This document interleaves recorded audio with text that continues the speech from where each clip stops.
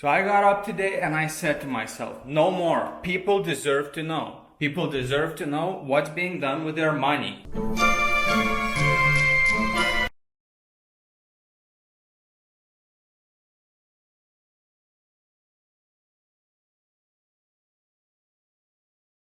Get started, maybe.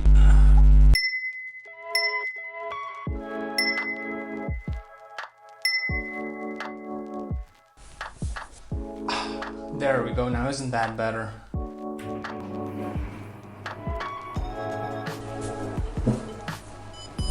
Alexa, turn on the studio. Now, everything starts when you deposit money to the exchange. Now, whether that be an actual fiat currency that you're depositing or is it a cryptocurrency, the situation is going to be similar. Exchange has a single place for each currency where they hold the money. So if you're depositing your fiat, for example, you will be sending everything to a single, most likely a single account that belongs to the exchange. And then based on what you specify in the transfer details, the exchange will know that the money belongs to this or that account. And if you're depositing cryptocurrency, the situation is going to be pretty similar. There's going to be a wallet for each currency on the exchange to receive your coins. If you don't really know what a cryptocurrency wallet is, make sure to check out this video that I have recently uploaded. It explains in very simple words what a cryptocurrency wallet actually is and how it behaves. So there's going to be a wallet for each cryptocurrency on the exchange. Now, when you wire fiat currency, as I said, you specify your account ID or number or something like that in the details of the wire transfer.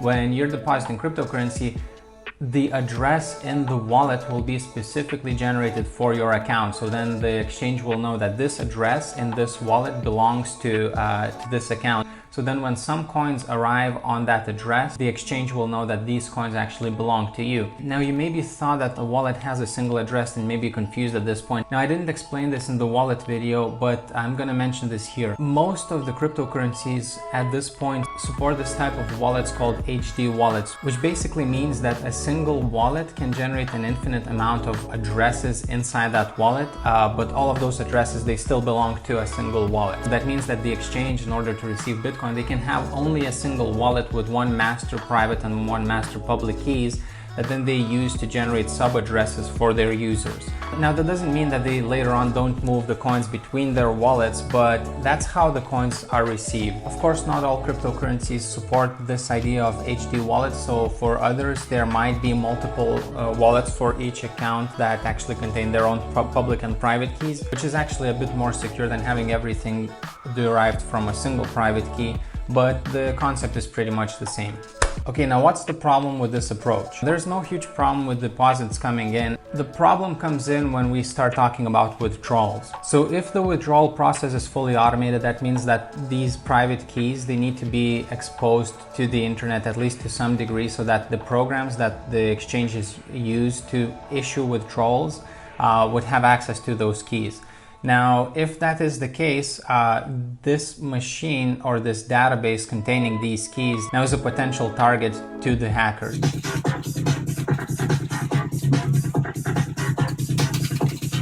Now, if the hackers get access to that key, they basically get access to every single wallet that that key has generated. And that means that they can withdraw the coins from those wallets and they'll be gone forever. There are a few ways exchanges actually deal with this problem. For example, a few of them might be where the withdrawal process is not fully automated and that key is actually not stored anywhere on any machine, but it's stored somewhere in a physical form, where a team member from the exchange would go in and review on the daily or an hourly basis or whatever all of the withdrawal requests that the users have generated, and then he would approve those requests and sign the transactions using that key by manually inputting that key to the program. This is a lot better than having that thing exposed on the database for hackers to attack, but it's still an issue because hired people will most likely have access to that key. And a lot of hack instances on exchanges are actually internal. That means that the team members of the exchange with access to sensitive information maliciously take benefit of that information. Another thing the exchanges might do, they might use cold wallets. Now that's another topic I haven't really touched in the wallets video, but basically a cold wallet is a wallet that the private key for that wallet is nowhere on a digital device that has access to the internet. So it may be written down on a piece of paper, it may be in a flash drive in the safe or whatever. Now the way the exchange might use these cold wallets is actually every now and again they might transfer a large sum of money from the hot wallets that they have with users' deposits coming in. They might transfer those funds over to the cold wallet, and they might have only a small amount of the total exchange's funds accessible to the internet in those warm wallets to issue withdrawals. Now when the funds start going low in those hot wallets, they might manually move the coins from the cold wallets to the hot wallets so that there's always enough coins to actually issue all the withdrawals. Now this is a lot better of a solution, but that's still a problem because users' money, they get jumbled into these wallets, and there really isn't such a thing that a user would have his money on an exchange. It's basically just a number identifying how many coins in this huge bag of coins that we have belong to each user. And that's not really ideal. Now at this point you're probably really hyped up and scared and just want to take your coins away from the exchange and deposit them in your cold wallets. Let's go for a walk and I will explain to you why you shouldn't really worry about that too much, because exchanges, they do have a bright future the way I see it. Alexa, turn off the studio. Gotta go full millennial. Alright, so at this point you're probably pretty worried about the well-being of your coins. Well, actually you don't really have to be worried, because in most cases everything is done pretty securely, and even if hackers would get access to some information on the databases or on the servers, most likely it would be hashed in a very secure way that they would not be able to reverse engineer it. So, yeah.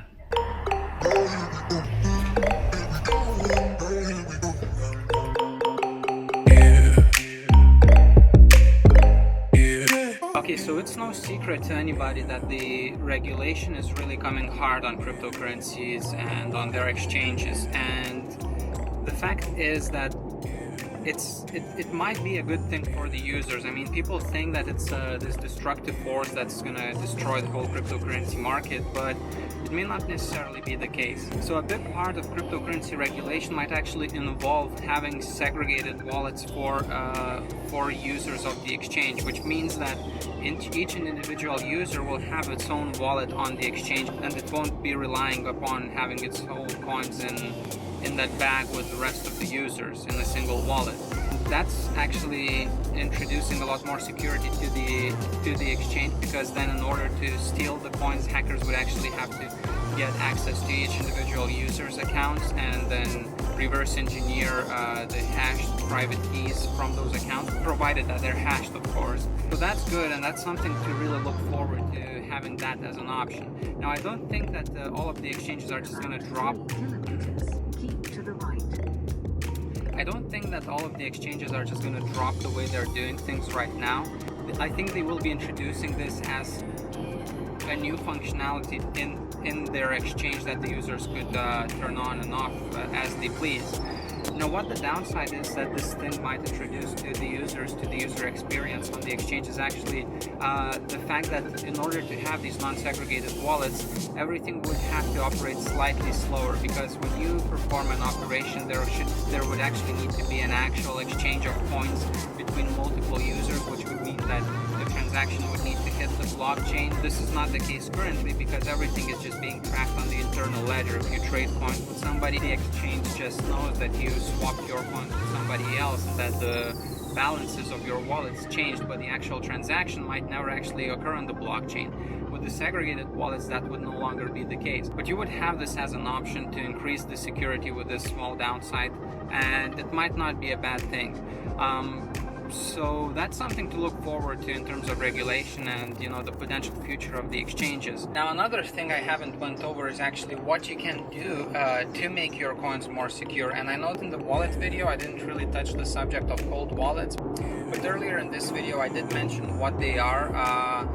You can read up a lot more on that subject. Let me know in the comments below if you think that I should actually cover this topic in a future video. Maybe there are some other questions that you specifically want answered. Don't hesitate and leave that comment as well. So cold wallets is hands down the best thing that you can do, keeping your coins safe. If you're a trader, that's not really gonna help you at all. But if you're an investor that just buys and holds coins for a longer period of time, then this is something that you should definitely consider. You can actually withdraw coins from the exchange to your own wallet, and you can re-import your coins back on the exchange when you want to trade them back to dollars or euros or whatever is your currency.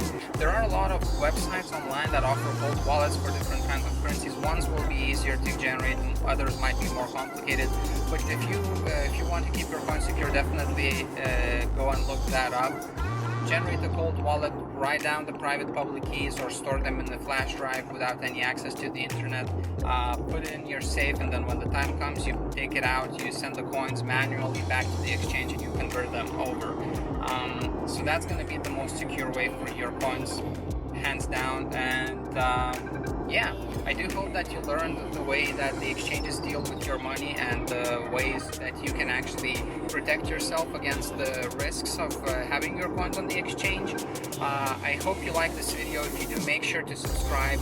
And now, since it's 4th of July and I have a day off, I'm gonna go and enjoy that day with my wife in Malaga. Bye!